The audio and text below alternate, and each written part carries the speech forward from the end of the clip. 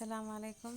آج ہم کلاس 9 کی بک گلزار اردو کا پہلا لیسن پڑھیں گے، جو ایک تعارفی لیسن ہے جس میں آپ کو غزل کے بارے میں بتایا گیا ہے۔ غزل ہوتا کیا ہے، غزل کے بارے میں پوری ڈیٹیل سے آپ کو سمجھایا گیا ہے۔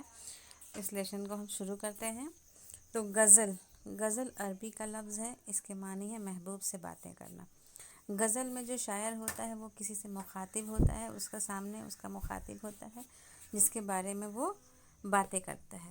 تو پہلے کے زمانے کی جو غزلیں ہوتی تھیں وہ عشقیہ بنیادی طور پر عشقیہ باتیں اس میں ہوتی تھی۔ ایک عاشق ہوتا تھا اور ایک معشوق جو اپنے معشوق کی تعریف میں یا معشوق کے بارے میں کچھ باتیں بیان کرتا تھا۔ تو غزل میں یہی سارے باتیں ہوتی تھی، لیکن آہستہ آہستہ جو ہے غزل میں دوسرے مضامین بھی شامل کر دیے گئے، یعنی کسی اور ٹاپک پر صرف یہ عشق و عاشقی کی باتیں نہ رہ گئیں بلکہ اس میں اور دوسرے ٹاپک بھی شامل ہوتے چلے گئے۔ اور آج یہ کہا جا سکتا ہے غزل میں تقریباً ہر طرح کی باتیں کی جا سکتی ہیں۔ یہی وجہ ہے کہ غزل اردو کی سب سے مقبول صنف سخن ہے، یعنی غزل جو ہے وہ سب سے زیادہ پسند کی جانے والے صنف سخن، یعنی ایک کیٹیگری ہے جس کو سب سے زیادہ مقبولیت حاصل ہے۔ کوئی بھی شاعر ہے سب سے زیادہ غزلوں پر ان کا فوکس ہوتا ہے اور غزلیں زیادہ لکھی جاتی ہیں، پڑھی جاتی ہیں، غزلیں سنی جاتی ہیں۔ تو غزل جو پوئٹری کا ایک یہ الگ کیٹیگری ہے غزل، تو اس پہ سبھی لوگوں کا فوکس زیادہ ہوتا ہے، سب سے مقبول ہے، سب سے زیادہ اس کو پسند کیا جاتا ہے۔ غزل کا ہر شعر عام طور پر اپنے مفہوم کے اعتبار سے مکمل ہوتا ہے۔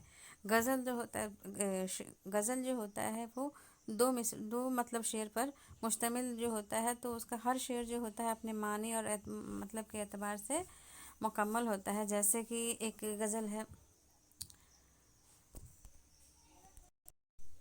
جیسے ایک شعر ہے، ہم وہاں ہیں جہاں سے ہم کو بھی کچھ ہماری خبر نہیں آتی۔ یعنی اس لائن میں آپ کو ایک ہی لائن کا مطلب آپ کو پورا پتہ ہے کہ وہ انسان جو یہ بات کہہ رہا ہے وہ وہاں پر ہے جہاں سے اس کو بھی کوئی خبر نہیں آتی، کچھ پتہ نہیں چلتا۔ اسی طرح ہر شعر کا جو مطلب ہوتا ہے وہ اسی شعر میں جو ہوتا ہے وہ کمپلیٹ ہو جاتا ہے، یعنی یہ نہیں کہ ایک جو ہے وہ دوسرے پر ڈیپینڈ، ایک مصرع دوسرے مصرے پر ڈیپینڈ کرتا ہے، ایسا نہیں ہوتا۔ جس طرح غزل میں مضامین کی قید نہیں ہے، یعنی کسی بھی ٹاپک پر ہم مطلب غزل اپنی تیار کرتے ہیں، اسی طرح اشعار کی تعداد بھی مقرر نہیں ہے۔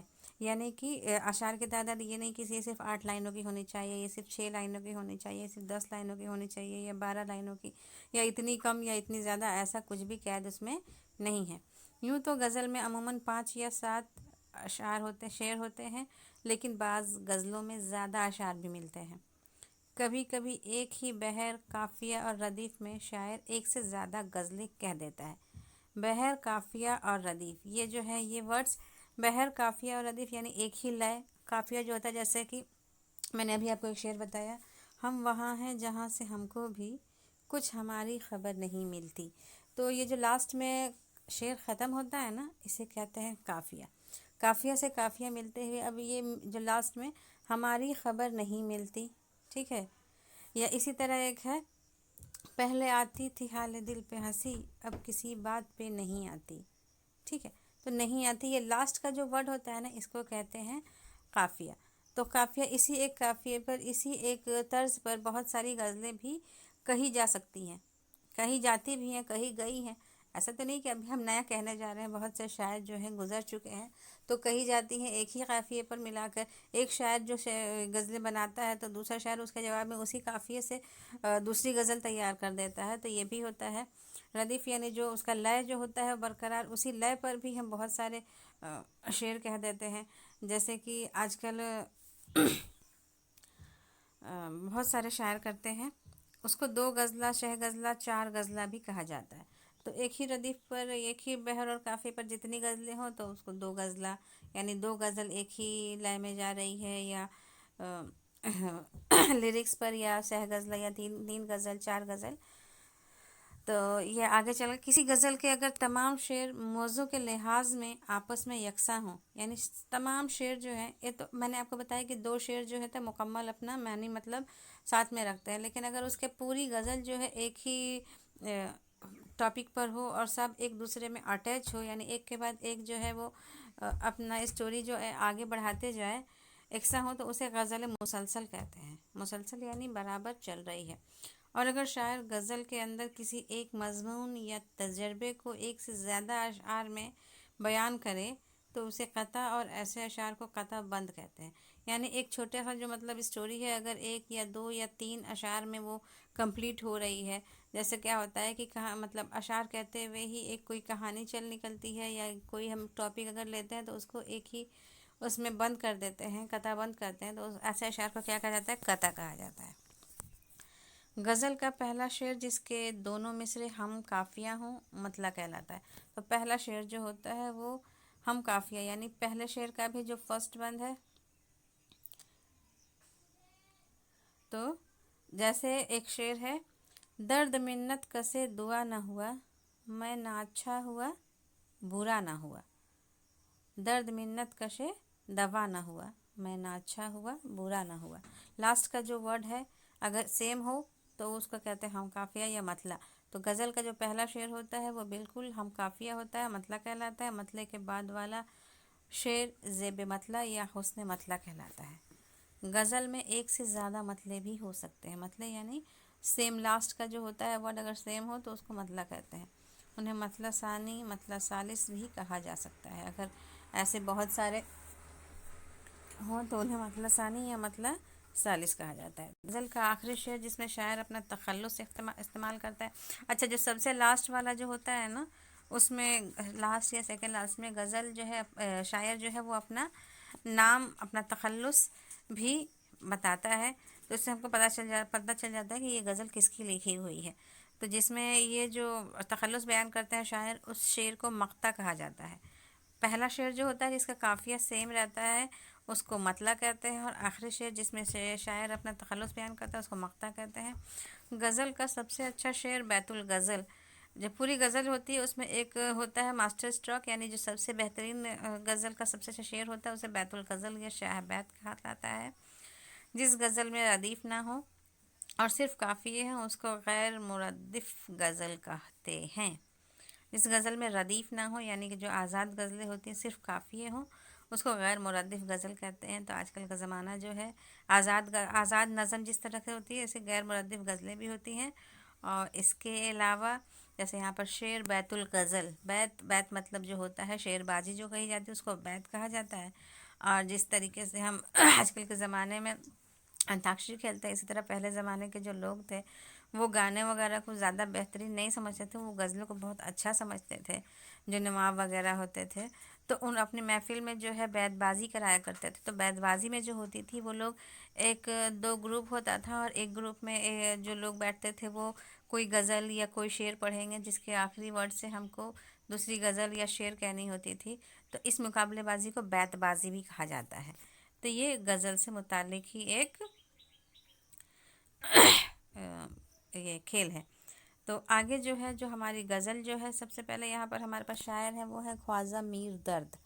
خواجہ میر ان کا نام ہے اور درد ان کا تخلص ہے. ہر ایک شاعر کا کوئی نہ کوئی تخلص ہوتا ہے. تخلص یعنی جس سے وہ پہچانا جاتا ہے. تو یہاں پر خواجہ میر درد 1721 سے لے کر 1785 تک یہ ان کا ڈیوریشن ہے، جب مطلب ان کی پیدائش اور ان کے وفات کا زمانہ. تو سید خواجہ میر نام اور درد ان کا تخلص ہے. ہر ایک شاعر کا ایک نہ ایک تخلص ہوتا ہے جس سے وہ پہچانا جاتا ہے. ان کا سلسلہ نسب خواجہ بہاؤالدین نقشبندی سے ملتا ہے. سلسلہ نسب جو ہوتا ہے نا، باپ دادا پر دادا کر کے، تو سلسلہ نسب ان کا کہاں تک جاتا ہے؟ خواجہ بہاؤالدین نقشبندی سے. اسی نسبت سے درد کو تصوف ورثے میں ملا ہے.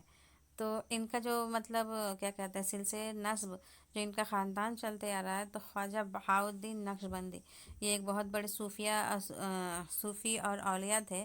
تو اسی وجہ سے جو کہا جاتا ہے کہ ان کے غزلوں میں یا ان کو ایک تصوف جو ہے وہ ورثے میں ملا ہوا ہے. یعنی یہ بھی ایک صوفی ٹائپ کے اور بہت ہی زیادہ پرہیزگار اور تصوف والے بزرگ آدمی تھے. ان کے بزرگ بخارا سے آ کر دلی میں آباد ہوئے. ان کے بزرگ جو ہے بخارا یعنی افغانستان میں جو شہر ہے بخارا، وہاں سے آ کر دلی میں آباد ہو گئے تھے. یہ بخارا کہاں ہے اس کے بارے میں تھوڑا سا. درد نے اپنے والد خواجہ محمد ناصر اندلیب سے تعلیم حاصل کی۔ تو ابتدائی تعلیم ان کے گھر پر ہوئی ہے۔ درد کی طبیعت میں سادگی اور قناعت پسندی بہت زیادہ تھی۔ سادگی اور قناعت پسندی یعنی صبر، یہی وجہ ہے کہ دلی کے تباہی کے زمانے میں جبکہ اکثر شعراء دوسری ریاستوں کا رخ کر رہے تھے، درد نے دلی سے باہر جانا گوارا نہ کیا اور اسی شہر میں زندگی گزار دی۔ دلی کی تباہی کے زمانے، دلی آپ لوگوں نے سنا ہوگا کہ دلی کی تاریخ آپ لوگوں نے پڑھی ہے تو دلی بہت مرتبہ اجڑی اور بہت مرتبہ بسی۔ دلی بہت مرتبہ اجڑی اور بہت مرتبہ بسی۔ تو دلی جو ہے تباہی کا جب زمانہ ان کے سامنے، جب درد کے سامنے آیا ہوگا تو انہوں نے دلی سے جانا گوارا نہیں کیا کہ مجھے یہاں سے نہیں جانا ہے، اس شہر میں زندگی گزارنی ہے۔